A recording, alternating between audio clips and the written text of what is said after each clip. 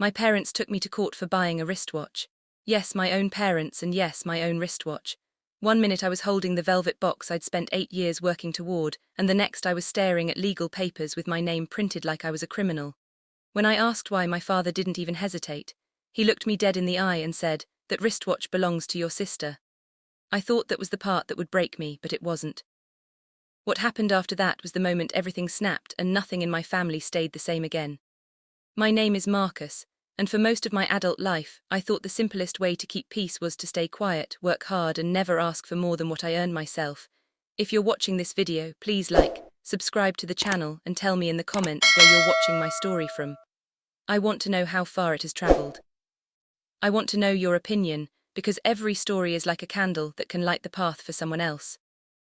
I grew up in a house where my father Victor made every decision sound like a decree and my mother Diane softened those decrees with guilt. My younger sister Vanessa never felt any of it. She floated through life cushioned by their approval, their attention, and their endless belief that she needed more help than I did. I learned early that fairness didn't live in our house. Expectations did. While Vanessa changed majors 3 times and traveled Europe on their dime, I worked 2 jobs through college. When she crashed her car, they bought her another. When I needed textbooks, I took extra shifts. Still, I tried.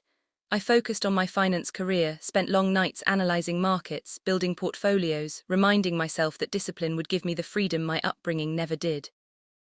For 8 years I saved, no vacations, no impulsive spending, meals cooked at home, every bonus went straight into investments. Every promotion meant another step closer to something that mattered to me, a rare vintage Patek Philippe wristwatch worth $50 million. It wasn't about showing off. It was about owning something extraordinary, something I'd earned through discipline most people couldn't imagine. Collectors understood. This wasn't jewelry. It was history, craftsmanship, legacy. The night I told my family I finally had enough to make the purchase, Diane clasped her hands like she'd been waiting her whole life to hear that news. "Oh, sweetheart, we're so proud of you," she said, pouring champagne like it was a holiday. Victor nodded once approvingly. "Smart investment if you choose wisely." I felt a flicker of pride, brief, fragile, until Vanessa leaned back in her chair, swirling her wine, and said, "Must be nice having that Wall Street salary. Some of us are still figuring out our careers." Her tone wasn't joking, it never was. I tried to smile. "You're doing well at the gallery, you'll get there." She didn't answer. She didn't have to. I could feel the air tighten around her resentment, the same way it always did when my accomplishments brought attention she thought belonged to her. Still, I pushed forward. I contacted auction houses, spoke with dealers, studied provenance documents. When I finally secured the 1956 Patek Philippe Ref. 2497 at a private auction, my hands shook signing the purchase agreement. This wasn't just a watch. It was proof that sacrifice meant something. 3 days after the purchase, I was at my apartment examining the wristwatch under a jeweler's loupe when my phone buzzed non-stop. At first I ignored it. I was absorbed, marveling at the intricate movement visible through the exhibition caseback. But when Derek's name flashed with the message, "You need to see this right now," something in my stomach tightened. He sent a screenshot. It was Vanessa's social media post. Public, dramatic, dripping with self-pity. "When your brother uses the money grandpa meant for your business startup and buys a $50 million watch instead." Hundreds of likes. Comments full of strangers calling me greedy, selfish, disgusting. My throat closed. I read it again, slower, as if maybe I'd misunderstood. But no, she was accusing me of stealing money that never existed. Before I could even call Derek back, the phone rang again. "Dad," I hesitated, then answered. "Hello," Victor's voice was flat, official. "Marcus, we need to discuss the situation with the wristwatch." I stood still. "What situation?" Diane's voice floated in from the background. "Sweetheart, you know what this is about." "No," I said, "I don't." Victor exhaled sharply like I was wasting his time. "Your mother and I have spoken with an attorney. The funds designated for Vanessa's business were meant to go to her. You knew that." My heart slammed so hard I felt it in my wrists. "What are you talking about? There was never any designated money. I bought this watch with my own earnings. I can show every transaction." Silence. Then Victor delivered the line that split my reality in two. "That wristwatch belongs to your sister." I sank onto the nearest chair. "Dad, this is insane. There is no agreement, no fund. You're being difficult," he snapped. "Your sister needs that capital more than you need a watch. She's been planning her gallery expansion and now you've taken it out from under her. She never told me she wanted this money." "It doesn't matter," he said. "We'll be filing in court tomorrow." My hand shook so hard I nearly dropped the phone. "You're taking me to court." Diane chimed in, voice thick with disappointment. We just want to make things right for your sister. She deserves this. You can buy another watch later. Another watch, as if 8 years of sacrifice could be repeated like picking up groceries. The call ended without a goodbye. I sat in my apartment, staring at the wristwatch that suddenly felt heavier than gold. That night, Derek came over with coffee and a look that told me he already knew the whole story. You're not crazy, he said quietly. They're trying to take your watch. Behind him, Sophia stepped into the doorway. I hadn't realized she'd come too. She folded her arms. Marcus, you need to prepare yourself. They're not bluffing. Your family is getting ready to start a legal war. I didn't sleep that night. I sat at Derek's kitchen counter with a mug of cold coffee, staring at nothing while his apartment hummed around me. The shock hadn't worn off. It had settled into something heavier, something that made my chest feel too tight. Derek sat across from me, elbows on the counter. You're staying here, he said firmly. You shouldn't be alone right now. I didn't argue, I couldn't. The next morning, Sophia returned with a folder tucked under her arm. I made some calls, she said, sliding it toward me. You need a specialist, someone who deals with inheritance disputes and high-value asset claims. Julian Reeves is the best I know. I blinked at her. Inheritance, there is no inheritance issue. She gave a humorless smile. Your parents are trying to create one. Julian met us that same afternoon in his office overlooking the financial district, glass walls, soft lighting, everything sharp and composed like him. He listened quietly while I explained everything from Vanessa's post to Victor's threat. When I finished, he leaned back in his chair. Their claim sounds fabricated, he said. But weak cases can still create damage if not handled properly. We'll need statements, payment records, anything showing your purchase was made strictly from earned income. I have all of it, I said. Every transfer, every investment statement, every savings log. Good, Julian tapped his pen. Now we need witness accounts who knew the inheritance was split equally. My breath steadied for the first time in hours. My Uncle Lawrence and my Aunt Catherine. Contact them, he said. We need their statements as soon as possible. Lawrence answered on the second ring. Marcus, son, I heard something was going on. When I told him, he didn't even hesitate. Your grandfather would be furious, he said. I'll sign whatever you need. Aunt Catherine's reaction was quieter but heavier. I always feared this could happen, she said. Your father, he asked your grandparents to change the will to give more to Vanessa. They refused. He never accepted that. She paused. If you need me, I'll testify. Piece by piece, the truth formed a shape I could finally see. This wasn't sudden. It wasn't about me. It was the culmination of years of unspoken expectations, years of Vanessa being promised things that were never hers, but the worst came 2 nights later. Derek and I were heading to my apartment to grab more of my things when we saw movement near my door. Someone was trying to force it open. Vanessa. She held something metallic, working at the lock. What are you doing? I shouted. She jerked back, startled. I thought I could just look at it. By breaking in. It's going to be mine anyway, she snapped. That moment changed everything. Julian called it what it was, attempted unauthorized entry. Evidence. And suddenly the fear I'd been drowning in shifted into something steadier, something sharp. They wanted a legal war. Fine, they'd get one. The courthouse smelled like old paper and disinfectant, sharp, sterile, nothing warm about it. As I walked down the hallway beside Julian, I felt every beat of my heart like it was echoing off the walls. My palms were cold, my breath uneven. I wasn't scared of losing the watch anymore. I was scared of facing the people who raised me and realizing they weren't the same people in my memories. Victor, Diane, and Vanessa were already seated at the plaintiff's table when we entered.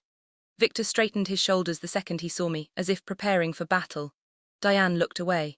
Vanessa stared at me with a mix of entitlement and simmering resentment, like I was the one who had betrayed her. Julian touched my arm gently. Stay steady. Remember, we aren't here to fight feelings. We're here to present facts. When Judge Alina Mitchell entered, the room fell silent instantly. She had the kind of presence that made you sit up straighter without thinking. Confident, composed, done with nonsense before it even started. Let's begin, she said. Howard Klein, my parents' lawyer, rose first. Your Honor, this case concerns a verbal family agreement regarding inheritance distribution, an agreement that Mr. Marcus violated when he purchased a luxury timepiece using funds intended for his sister Vanessa. Verbal agreement, my stomach twisted. He continued, our position is that the wristwatch Mr. Marcus acquired was meant to provide capital for Vanessa's business expansion, as per long-standing discussions within the family. Julian didn't move, didn't flinch. He simply waited for Howard to sit, then rose with all the calm confidence of someone holding a royal flush. Your Honor, Julian began, The plaintiffs claim a verbal agreement that has no witnesses, no documentation, and no mention in the legally executed will of the deceased grandparents.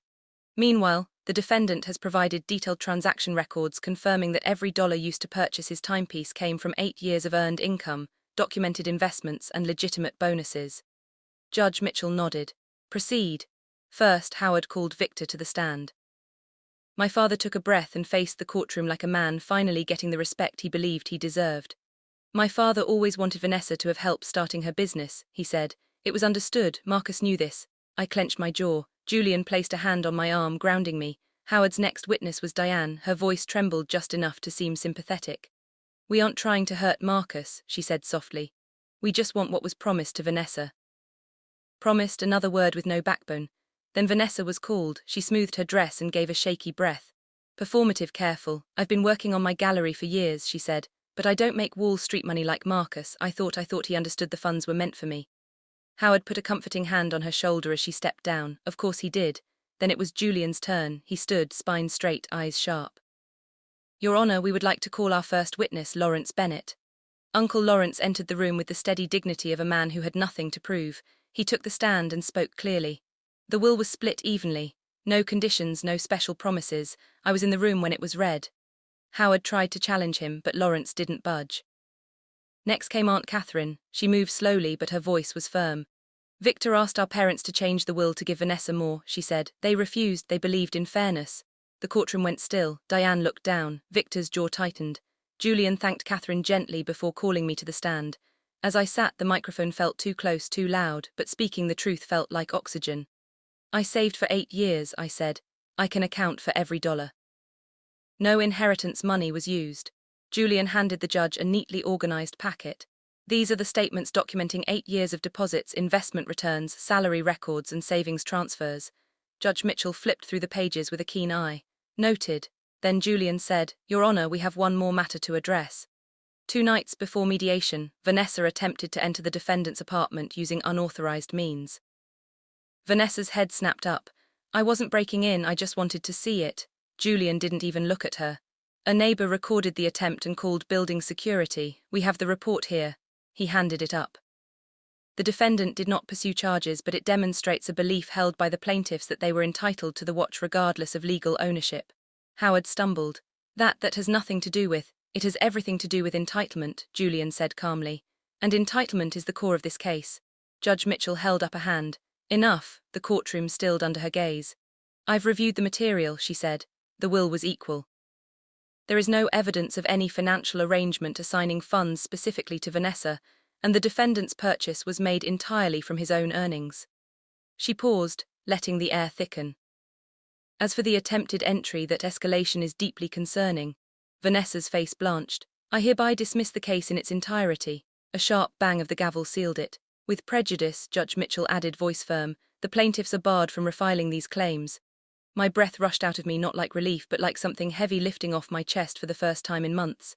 Diane covered her mouth, stunned. Victor's eyes flashed with something dark.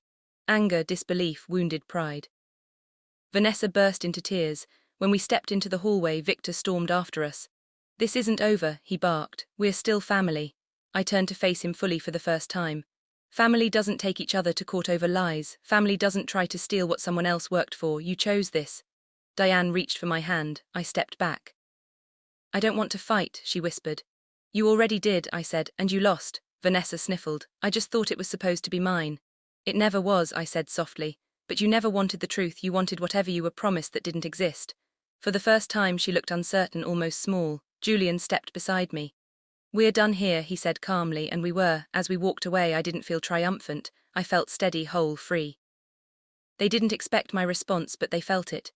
When I got home that evening, the sun was sinking behind the buildings, washing the street in a soft golden glow. For the first time in months, the sight of my own door didn't make my stomach twist. I unlocked it, stepped inside, and let the quiet settle over me like a blanket. No tension, no fear, no one trying to rewrite what belonged to me. Derek arrived first, carrying takeout and grinning like I'd just won a championship. You did it, he said, pulling me into a tight hug. Sophia followed with sparkling cider. Not many people walk into a courtroom against their entire family and walk out standing taller. Julian came last, composed as always, but his smile was warmer than I'd ever seen. Justice doesn't fix everything, he said softly, but it does give you room to breathe. Lawrence called to say he and Catherine were proud. They reminded me that my grandparents believed in fairness, always had. Tonight, I finally felt connected to that belief, not just by blood but by choice. I walked through my living room, opened the watch case, looked at the Patek Philippe gleaming under the light. This wristwatch felt different now, not just a purchase, not just a collector's item. It felt like mine again, fully, unquestionably mine. Standing in my apartment that night, I realized something simple and steady. Family isn't defined by blood or tradition or the people who claim they know what's best for you. It's defined by the ones who stand beside you when everything breaks. I didn't win just a case. I won my life back, my boundaries, my voice, my dignity. The wristwatch wasn't about the money. It was about the principle. It was about refusing to be told that my sacrifice didn't matter, that my work could be redistributed based on favoritism and guilt. I had spent 8 years building toward something meaningful, and I refused to let anyone rewrite that story. In the weeks that followed, Victor and Diane tried reaching out. Text messages that started with "we need to talk" and emails that began with "we're still your parents." I didn't respond, not out of cruelty but out of clarity. They had shown me who they were when it mattered most, and I believed them. Vanessa posted another message weeks later, this time more subdued. Sometimes families disagree. That doesn't mean we stop being family. But it does mean something changed. Trust, once broken by litigation and lies, doesn't rebuild with platitudes. Derek asked me once if I regretted buying the watch, if I wished I'd done something else to avoid the conflict. I looked at him and said, the conflict wasn't about the watch. It was always there. I just finally stopped pretending it wasn't. Life moved forward. I returned to work, dove into new projects, traveled to auctions in Geneva and London. The wristwatch came with me, a quiet reminder that sometimes the most important investments aren't financial, they're personal. Collectors reached out, fascinated by the piece and the story behind it. Some offered absurd amounts to buy it. I declined every offer. This wasn't for sale, it never would be. Sophia introduced me to her circle, people who understood ambition, discipline, sacrifice, people who didn't expect you to apologize for success. Derek became more than a friend. He became family, the kind you choose. We spent evenings discussing philosophy, finance, life, the kind of conversations I never had growing up. And slowly the weight I'd carried for so long began to lift. Not because I forgot what happened, but because I stopped letting it define me. One evening I sat on my balcony watching the city lights flicker to life. The wristwatch sat on my wrist, ticking steadily, a rhythm of precision and history. I thought about everything, the years of saving, the betrayal, the courtroom, the verdict, and I realized something profound. The greatest gift my parents gave me wasn't love or support, it was clarity. They forced me to see that I didn't need their approval to live my life, that my worth wasn't tied to their validation. That the boundaries I set weren't cruel, they were necessary. I thought about Vanessa, still caught in the web of their expectations, still believing she was owed something she never earned. I felt pity, not anger. She would spend years chasing promises that didn't exist while I moved forward free. The wristwatch ticked on, indifferent to drama, indifferent to entitlement, simply existing as proof that discipline and sacrifice mean something.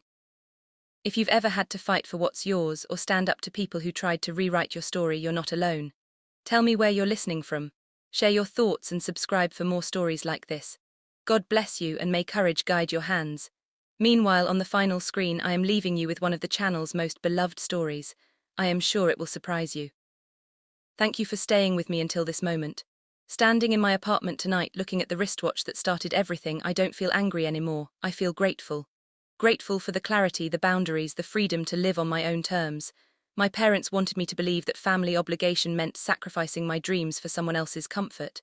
But I learned something better. Real family, the kind worth keeping, celebrates your victories. They don't litigate them.